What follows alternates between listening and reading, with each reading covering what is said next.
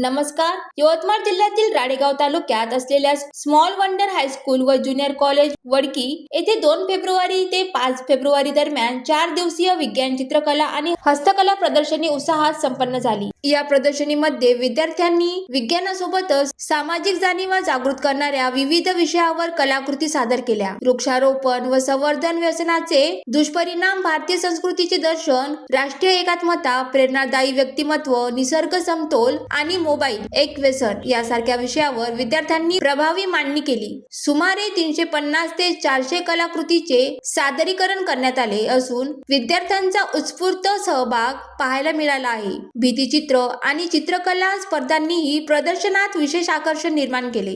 दरवर्षीप्रमाणे यावर्षीही संस्थेच्या वतीने समाजकार्य करणाऱ्या मान्यवरांना जीवनप्रती पुरस्कार देऊन सन्मानित करण्यात आले.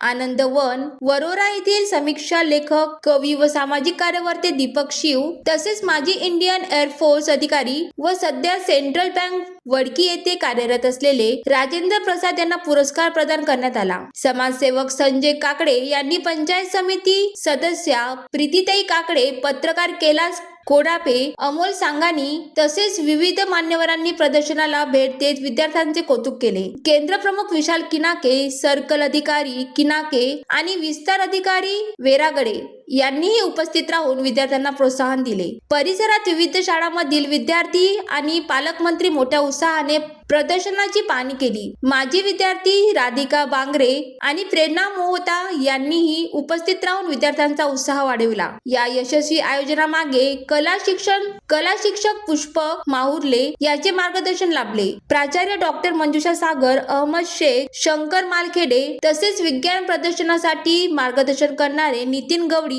विजय फुलकर, शननो शेख, रुपाली देवलकर, अक्षय वानखडे आणि सर्व शिक्षक वृंदांनी मोलाचे अभिमान बजावले. कार्यक्रमाच्या शेवटी प्राचार्यांनी सर्वांचे अभिनंदन करत विद्यार्थ्यांना पदके प्रदान करून कार्यक्रमाची सांगता केली. ज्वालादीप न्यूज करिता नरेश राऊत, यवतमाळ.